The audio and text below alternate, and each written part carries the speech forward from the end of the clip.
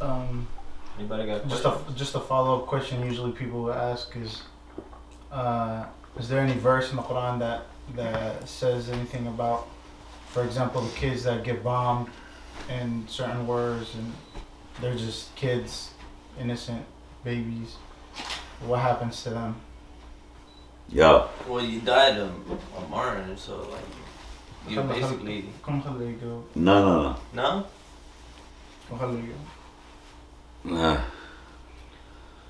You see, we see in the world like this, the kids are being killed, the women are being tortured, and all this. For many ethnic people, we are not specifying the people. Kid's a kid. So if I'll read it, but if you know the story, I can go on. You know, Musa Islam was going, he met a person. Do you know the story? He met a person. Al-Khizr, there's a Khizr. You don't know the story? Okay, then I will read it. Musa Islam was going and he met a person. Surah Al-Kahf. I'm open. 18 Surah, okay? Yeah. You knew it. Yeah, I know. That's That's okay. what people ask. So Okay. No, I will try to. I will try to read something very before I go that. There are 3 incidents in the narration. This I'm going to read. And Musa Islam met a person. I'm saying not a human, whoever was he, but he was beyond human comprehension. That guy who Musa Islam met. He had some more knowledge and more things of the ghaib. This man, Moses, who met Moses. So when he met him, so he said, I want to walk with you and learn from you. That man said, no. I'm narrating the story because it's a big story. So he said, no, you cannot walk with me. You cannot, and you cannot comprehend what I can do, and you will not be, you will not understand. No, he said, okay, I want to go, Moses, I want to go. So Moses, that guy said, okay, come with me, but don't ask question in between. So he went and he went somewhere. So they both walk and they came nearby a boy. So that guy killed him. That guy killed the boy. So Moses said he was innocent. Why you did this? Yeah, I heard. You remember now? Yeah. So he said he was innocent. Why you killed him? So there are other things also. But what happened? He gives an answer afterwards. And he says, I killed this boy because his parents were good. He killed a boy, that guy saying his parents were good. So I killed the boy because he feared that he would grieve the parents, that boy. That boy will grieve the parents. So, and he will be a very rebellious boy.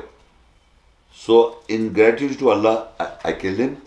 So, we desired that the Lord Allah would give him in exchange of a son who would be better. You understand this? It's a very unusual thing I'm telling you. Yeah. That little boy, we don't know what he will become. But normally we think he's innocent, he should not be killed.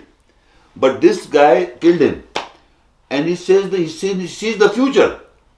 He says his parents are nice and he will grow, he will be rebellious to the parents and be bad to the parents.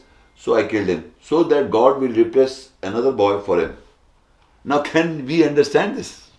We can never understand this. So what I see in this world, that the little boys are killed, so Allah knows best but Allah saved them, saved the boy. If you kill the boy, he is not going anywhere good place, because boy, he did not commit that act that he would do to his parents. He was killed before. So God saved the boy, and for the parents, it's like a hurtness as well, and but prediction of the future for them. That God said, that guy saying that the parents are good. Suppose my child dies like that, and I don't have an answer why God killed him, or he's killed by somebody, suppose. So I know for sure God did it for purpose, because I'm good, and the boy is going to garden because he's a boy. He saved the boy also and he saved me also, giving me prediction of my life. That because the parents were good, so in other words, he's saving the parents also good. Parents are good. So the parents can come to know we are good. We are doing good based in the nearness of God. So God has taken this child away for a big sacrifice. So in this connection, this is the only one place that your question answers. Otherwise, it is answer question. Otherwise, we cannot understand why God is again His action. His action comes. Why is He letting so many people die? Why the sufferings are there in the world? Is God action. Again, the God action. So, but there is one occasion that there is this person is not a human being to me. Because human beings do not have that capability. Musa was a human being. So he cannot have the capability to be patient. Logic is say, why did you kill this guy? With the boy. He was innocent. But he said no. He knew the future that this boy would have grown and do bad to his parents. So that's why God replaced the boy for him. So this is unusual. And that person is more knowledgeable than humans. And Musa Islam is also a human being. He's more knowledgeable than Musa Islam. Assalamu Walaikum salam. In your sermon, the word terrorist, you have used the most feared word in the non-believer's world. The word, sorry? Achha, the word feared, yes, sorry. It is most feared word in the non-believer's world. Okay. But you have used it the same term for Allah, the sustainer. Do you feel it suitable to use this term with Allah? Can you justify this in support with a Quranic verse? Okay, yes, actually Al-Baqarah 2, if you, in that booklet also, it is there, Al-Baqarah 2 and Ayah 40. Ya Bani Israel uskuru ni'mati allati an'amtu alaykum wa awfu bi'adi ufi bi'adikum wa iyaya farhabun. Farhabun comes from the root letter rahiba, and farhabun means from me you be terrorized. But unfortunately people have not translated as terrorized in translations, because they think that this word Allah is terrorizing people, because the word in the day-to-day world, terrorism is affiliated with wrong people, as you said, as a fearful people, and it is referred with people who want to justify wrong in the world and terrorize people to establish the wrong. So that is only the word that people are associated with, that by hijacking a terrorist did this. So the practices of the wrong in the world, to practice or implement the wrong in the world, a terrorist terrorizes people. So this word is used for wrong people. That is why this word is not used for Allah.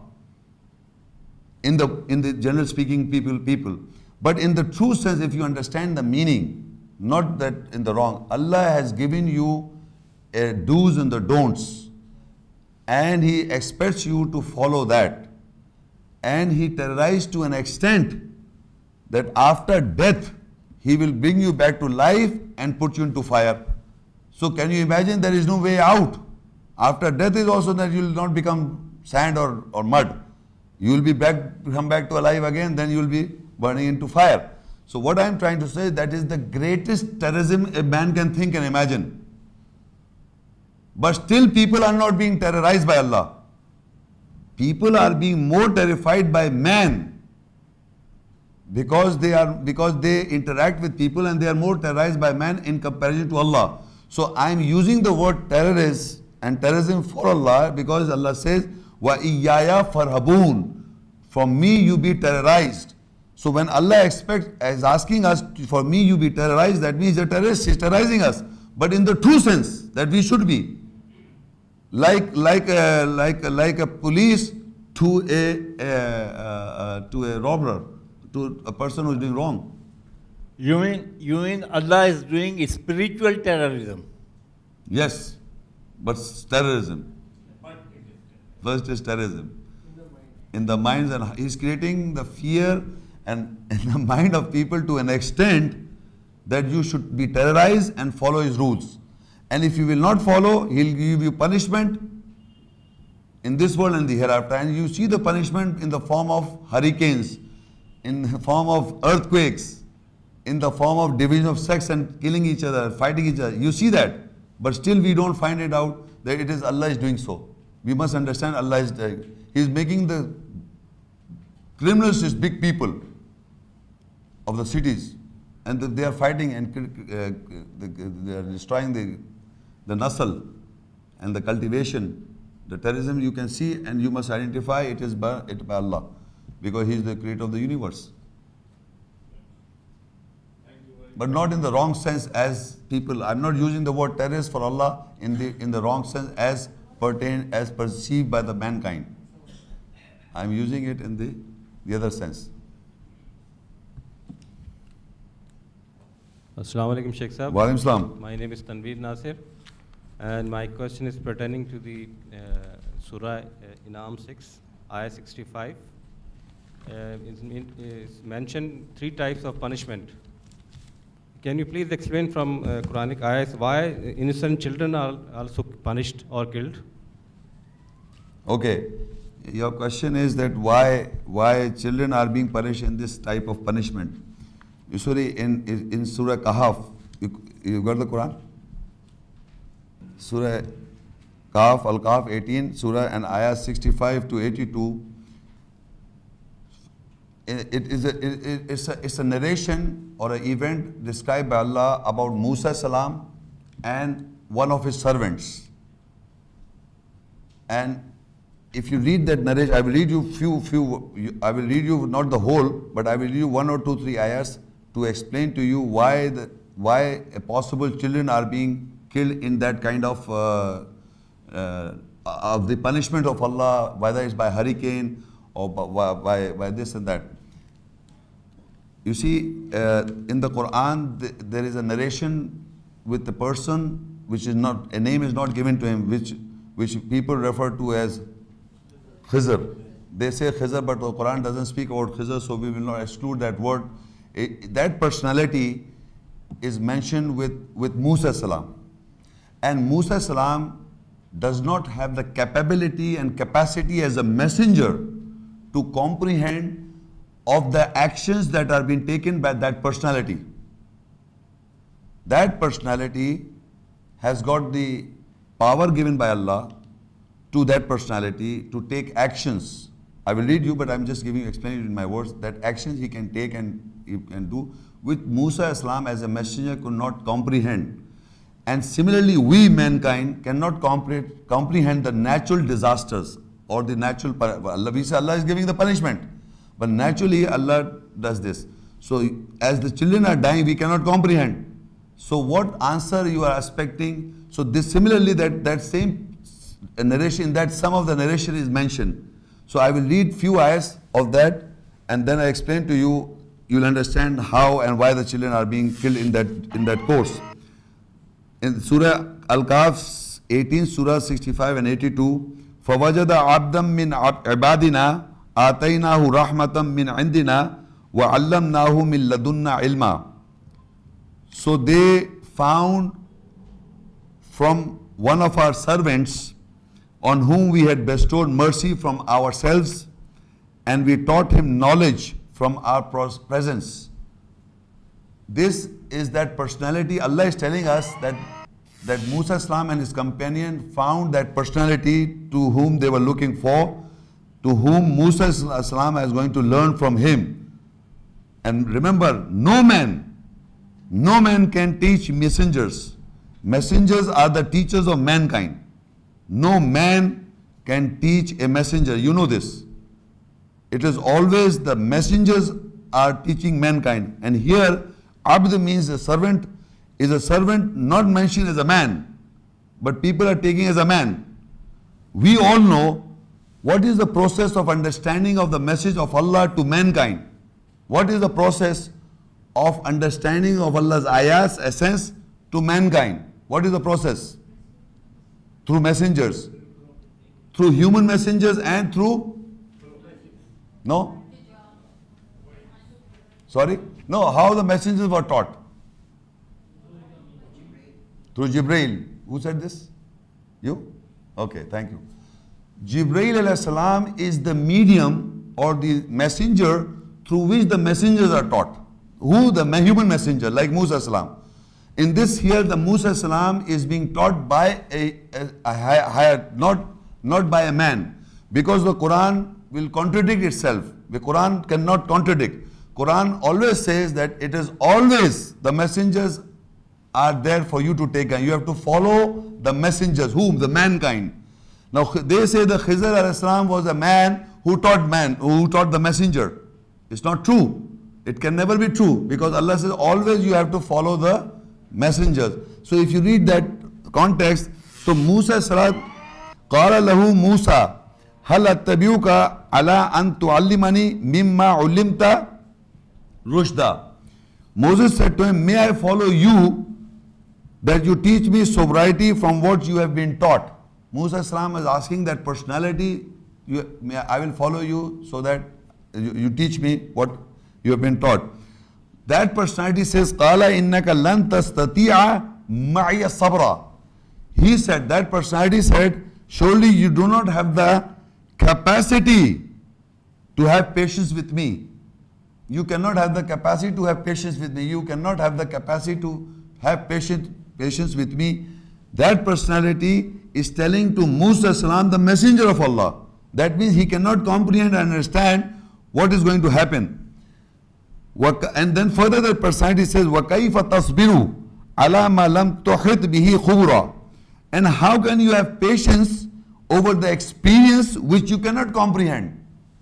Musa salam, that personality is telling to Musa salam, how can you have patience when you do not have the experience to comprehend?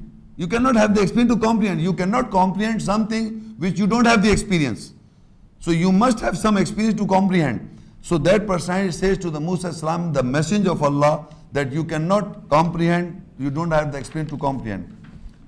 So Musa salam says, Qala satajiduni insha'Allahu sabiran wala a'si laka amra. Musa says, soon you will find me patient if Allah wills, and I will not disobey your order. Right? So he wants you to, Musa salam wants to join him, and he says, I will follow you. Now I will read your relative question is in this ayah 74. I'm not going to detail, I'll just come into the point. فَانْطَلَقَا حَتَّى إِذَا لَقِيَ غُلَامًا فَقَتَلَهُ قَالَ أَقَتَلْتَ نَفْسًا زَكِيًّا بِغَيْرِ نَفْسٍ لَقَدْ جِئْتَ شَيْءٍ نُكْرًا. Then they proceeded until when they meet a young boy. He killed him. That personality killed that boy. Musa said, have you killed a just, sinless soul without a sinful self? Without doubt, you came with a thing disguised. Now this personality, they both, and Musa salam, they both went and they find a boy. So that personality killed the boy. So Musa salam did not have patience, because it doesn't make sense that he killed a sinless boy. So Musa salam naturally, and we all naturally will ask why that boy was killed. Your question is why the children are being killed. Your question is this. And does due on the azab or the punishment of why the children are being killed. So this is what is mentioned. The Musa salam said, this was the children, why did you kill this child? So that personality says, Qala alam aqul laka innaka lan tastati'a ma'iya sabra. He said, did I not tell you that you do not have the patience with me? Did I not tell you that you do not have the patience? That personality says to Musa salam, the messenger of God, you do not have the patience. He told you, he told him before also. Now he's saying you don't have the patience. Why are you asking this? So now he replies in ayat number 80. I'm not reading the whole, I'm reading to the point. وَأَمَّا الْغُلَامُ فَكَانَ أَبَوَاهُ مُؤْمِنَيْنِ فَخَشِينَا أَن يُرْهِقَهُمَا طُغْيَانًا وَكُفْرًا فَأَرَدْنَا أَن يُبْدِ لَهُمَا رَبُّهُمَا خَيْرًا مِّنْهُ زَكَاةً وَأَقْرَبَ الرُّحْمَةِ. As for the boy, his parents were believers, and we feared that he would grieve them by unjust harshness and rejection. Now the question was being asked why the boy was killed. Now he's answering. The boy was killed, his parents were believers. Abawahu mu'minin. Their parents were mu'minin, believers. فَخَشِينَا. And we feared أَن يُرْهِقَهُمَا طُغْيَانًا وَكُفْرًا. And we feared that he would grieve them by unjust harshness and rejection.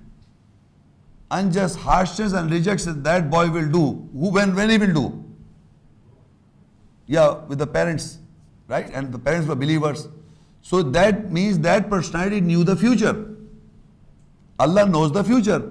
But Musa salam and we do not know the future. We think the child is being killed for nothing. He was an innocent person. So further he says, فَأَرَدْنَا أَن يُبْدِلَهُمَا رَبُّهُمَا خَيْرٌ مِّنْهُ زَكَاةً وَأَقْرَبَ رُحْمًا. So we intended that their Lord would give them in exchange a better one from him as a justification and more nearer in mercy. That was so that his Lord, we killed him by the permission of God, of course, so that God will give in exchange a better one. That was the purpose. So when the children are being killed, we can safely say apparently they were innocent. Because of this ayah, we don't have the comprehension as Musa Islam did not have the comprehension. We can understand they may look apparently innocent, but Allah knows that they might grow up and create problems. So that is why these children are being killed. To save the child, how the child is also saved. Remember, for the parents, like for example, I am a person married and suppose my child is being killed. So now it's I will be of course having this, grief. I will have tremendous amount of grief. My child is being killed or accident or been died. So what will happen? I'll grieve a lot for my child. But if I read this ayah, so I come to know that since he did not grow, he was killed at a younger age, he did not grow, that means he did not go to hell. So that means he's in Jannah, in garden. And it's guiding to me also that the parents are nice. So I have to remain steadfast in religion. So I will go and meet him in the garden. So it's a prophecy to me also by this examination taken by God. It's an examination to me, an examination to my child. My child did not go to fire because he did not grow and did not do the wrong. So he was saved, and I am also giving prediction. So I can take a lesson. You understand what I am saying? So people whose parents are in that situation should read this, and we cannot comprehend, as Musa salam could not comprehend why he was killed. Similarly, we cannot comprehend why this little children are being killed in that punishment and azab. I hope you understand this. Okay. It's page number 17, Al-Tawbah, ayat 34. It is mentioned that give the good news with a grievous punishment. How can a punishment be a good news? Can you please explain that? Yeah, فَبَشِّرُهُمْ بِعَذَابٍ أَلِيمٍ. Yes. Yeah. You see, this is the language of Allah. Allah is not like human being, like generally.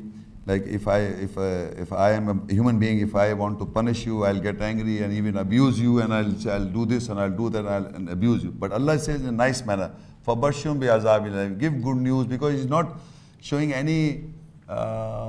Normally people think that because Allah is getting angry and this and that, He may use bad language. Astaghfirullah. So Allah says, فَبَشِّرْهُمْ. Give the good news. بِعَذَابٍ, with the grievous punishment, with the severe punishment.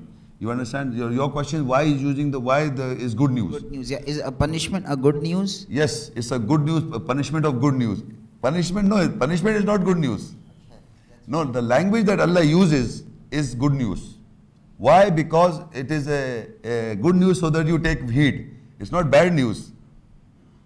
You see? What only news can also be used. Yeah, only yeah, news. Allah is- But why good news? No, Bashar, the word in Arabic, Bashar means good news. Bashar in Arabic means. Allah can also use the word news only. No, I understand that, but the word Bashar contains the meaning of good news. The word Basharat in Arabic generally translated is good news. But it is always, even if it's describing our punishment, it is a good news. In the Quran they say, فَبَشَّرْنَاهُ بِغُلَامٍ Halim. He gave the good news for Halim, and there are many ayahs that say, give the good news for a, no, what I'm trying to say, Allah when uses words, he for right and wrong, both he uses the same words. He doesn't say for wrong, like if I want to give you good news, I will say nice manner, in a good, I will select the word which is good for you. But at the same time, when he's saying about the bad, he's saying the good words. He always use good words. For when he says Basharna bi ghulamin hazi, good news of a son and good news of a punishment, he used the word good news. Because he's not a human being. But human beings, when he wants to punish, he uses bad words also. So Allah is using the same good, the word is the same. Good news for a good thing and good news for the bad thing also. The word is good news. Thank you very much. Okay. Assalamu alaikum. Waalaikum. My question is, if big people are criminal, but Hazrat Sulaiman 6:123 and Dawood alayhi salam are messengers and ruling the kingdom at the same time. So, as it is written in the Surah Anam 6:123, كَذَلِكَ جَعَلْنَا فِي كُلِّ قَرْيَةٍ أَكَابِرَ مُجْرِمِيهَا لِيَمْكُرُوا فِيهَا وَمَا يَمْكُرُونَ. No, what is your question? My question is, messengers were Are ruling kings. Not big people. Okay. Okay, the Arabic word is for Sulaiman Islam and Dawud Islam is used Malik. Malik is kings. Okay. You see, the people, Allah is Malik. So Allah is Malik. So he's a king. Same is used for kings of Sulaiman Islam, Dawud Islam is used, the word is a Malik. So they're also king. So what I'm saying is that the big people in the cities, in the context is this here, in this, it says for this villages and the community is made the criminals big people. So this is done by Allah. But kings are not necessarily they are bad people. They may be right and wrong both. Kings. Quran has given us the system is kingdom. Quran does not speak of democracy. It speaks of kingdom. That the kings are there. He has made some people rich, some people poor, some people. Allah has made people also give the wealth. Unequal distribution is done by God because He knows what type of brain is given. So all types of people are being put into these categories. So Quran has speak about kings, and there are bad kings and good kings. Similarly, Khalifa. Dawud as-Salam was a Khalifa, representative. And he says he'll make you a Khalifa, representative, if you believe and do righteous work. He will make you a Khalifa, not you become yourself a Khalifa. So there's two different things. Malka Sabah. So this Allah is doing, he's a queen. So it's done by Allah. Okay?